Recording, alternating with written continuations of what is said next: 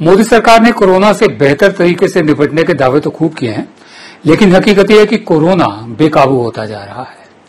हाल यह है कि नेता और मंत्री भी अब इसकी चपेट में आने लगे हैं। खुद केंद्रीय गृह मंत्री अमित शाह कोरोना पॉजिटिव हैं और उनका इलाज चल रहा है। सोमवार को ही यूपी की कैबिनेट मंत्री कमला रानी वरुण की कोरोना से मौत हो गई। यूपी बीजेपी प्रदेश अध्यक्ष हैं स्वतंत्र देव सिंह और यूपी के जल शक्ति मंत्री हैं डॉक्टर महेंद्र सिंह, वो भी कोरोना के शिकार हो चुके हैं। वहीं बिहार में सीपीआई के स्टेट सेक्रेटरी और एमएलए रह चुके कॉमरेड सत्यनारायण सिंह की कोरोना से मौत हो चुकी है। बिहार बीजेपी प्रदेश अध्यक्ष संजय जायसवाल भी कोरोना से संक्रमित पाए गए हैं, इन्फेक्टेड पाए गए हैं। कर्नाटक के मुख्यमंत्री बीएस येदियुरप्पा और उनकी बेटी भी कोरोना पॉजिटिव निकली हैं।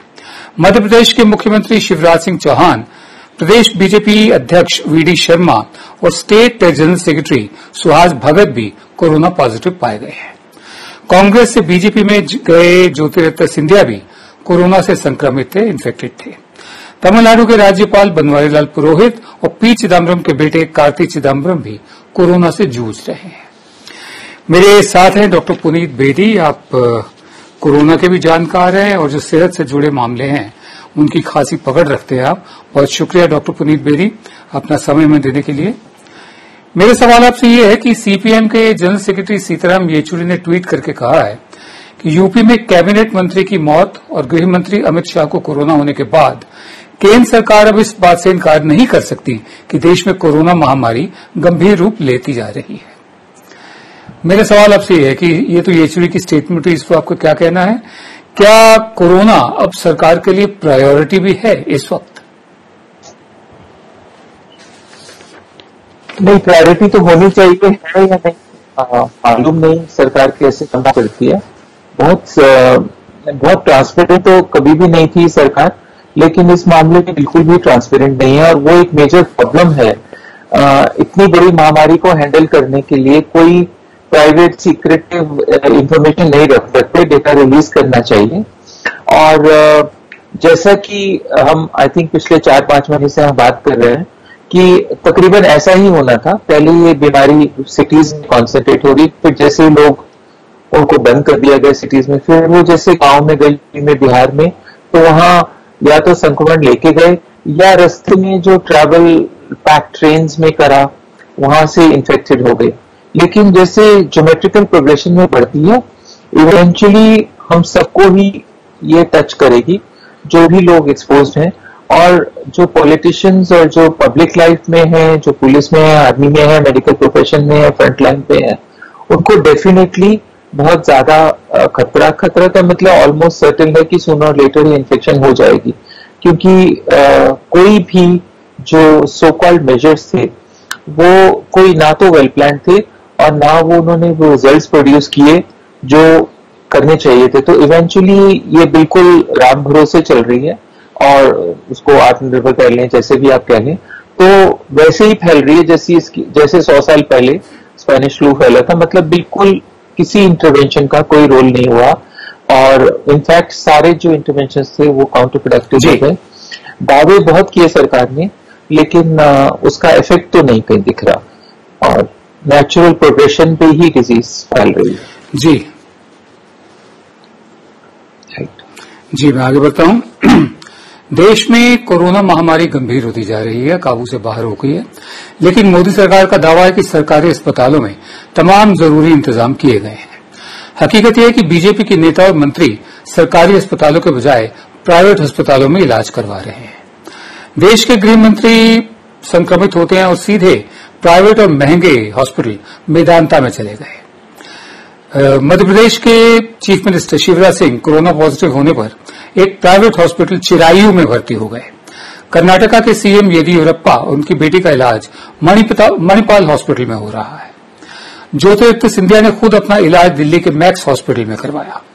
तमिलनाडु के राज्यपाल बनवारीलाल पुरोहित को चेन्नई के कावेरी अस्पताल में भर्ती किया गया। पिछले हफ्ते ही प्राइम मिनिस्टर ने 3 हाईटेक कोविड लैब्स का उद्घाटन करते हुए दावा किया था टेलीविजन पर कि कोरोना से लड़ाई में भारत ने बहुत ही तेज गति से अपनी क्षमताओं का विस्तार किया है। मोदी के मुताबिक आज भारत में 11,000 से ज्यादा कोविड की फैसिलिटीज हैं, 11 लाख से ज्यादा आइसोलेशन बेड्स हैं। बकौल पीएम आज करीब 1300 लैब काम कर रही हैं। भारत में 5 लाख से ज्यादा टेस्ट हर रोज हो रहे हैं।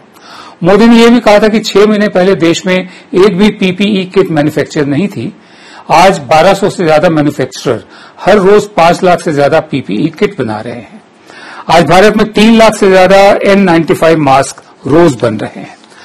डॉक्टर बेदी, मैं आपसे जानना चाहता हूं, मेरा दूसरा सवाल है, जब प्रधानमंत्री मोदी इतनी बेहतर पब्लिक हेल्थ का दावा कर रहे हैं तो आखिर सरकार के मंत्री और बीजेपी नेता सरकारी हॉस्पिटल्स में भर्ती क्यों नहीं हो रहे? क्या उनका निजी हॉस्पिटल में भर्ती होना कोरोना के वक्त पर पब्लिक हेल्थ पर सवाल खड़े नहीं करता? जो पब्लिक हेल्थ सिस्टम है, सरकारी हॉस्पिटल्स में क्यों नहीं जाते अगर मोदी साहब ठीक कह रहे हैं तो? इन द एंड कहनी और कथनी में हमेशा फर्क होता है और ये डबल स्पीक है। हम में से जो भी अफोर्ड कर सकते हैं, जब हम खुद बीमार होते हैं तो हमेशा ये एक्सपेंसिव प्राइवेट हॉस्पिटल्स में ही जाते हैं, चाहे इंश्योरेंस हो चाहे अपना पेइंग कैपेसिटी हो। और आई थिंक इतने साल की सो कॉल्ड डेमोक्रेसी के बाद हमको तो मान के ही चलना चाहिए कि जो पॉलिटिशियंस हैं बहुत प्रिविलेज लोग हैं और बहुत एक्सपेंसिव हॉस्पिटल्स में ही जाएंगे। द फैक्ट है कि पब्लिक हेल्थ स्ट्रक्चर बिल्कुल कोलैप्स कर चुका है और जो भी थोड़ी बहुत डेवलपमेंट हुई पिछले 20-30 साल में वो प्राइवेट सेक्टर में ही हुई और वो ऐसे एक्सीडेंटली नहीं हुई। सरकार ने डेलिबरेटली पब्लिक हेल्थ स्ट्रक्चर को धीरे धीरे करके उसको निगलेक्ट किया है और प्राइवेट हेल्थ में इन्वेस्टमेंट करी है। और सिर्फ इलाज की बात नहीं है, मुझे नहीं लगता कि प्राइवेट हॉस्पिटल्स में बेटर डॉक्टर होते हैं या नहीं होते, लेकिन सफाई, क्लीनलीनेस, फूड, नर्सिंग केयर या जिसको हम होटल केयर कहते हैं हॉस्पिटलाइज पेशेंट्स की, वो डेफिनेटली प्राइवेट हॉस्पिटल्स में ज्यादा होती है। और जो अफोर्ड कर सकते हैं वो जाएंगे ही। आई थिंक आम नागरिक ये समझ चुका है। हमारा जो हेल्थ स्ट्रक्चर है वो अंग्रेजों ने बनाया था, उसका बेसिस ही ये था कि कुछ सेंट्रलाइज हॉस्पिटल वो ठीक बनाएंगे ताकि जिसमें उनके अंग्रेज या सफेद लोग का इलाज हो सके और बाकी पब्लिक हेल्थ के नाम पे वो जो करेंगे, जो महामारी कंट्रोल जो भी करेंगे वो ठीक है, नहीं तो राम भरोसे छोड़ देंगे जनता को। अनफॉर्चुनेटली हम आजाद होके भी तकरीबन उसी स्टेज में हैं जहां पे 3-4% पॉपुलेशन एक्सेस कर सकती है, 1-2%। और मुझे लगता है कि प्रिविलेज लोग चाहे पोजीशन में पावर में हो, चाहे मनी वाइज हो, चाहे कास्ट और डिसेंट से या डायनेस्टी से हो, वो ही इन अस्पतालों में जाएंगे। और जब जनता in by and large public hospitals में जाएगी, इनका हालत बहुत खराब है।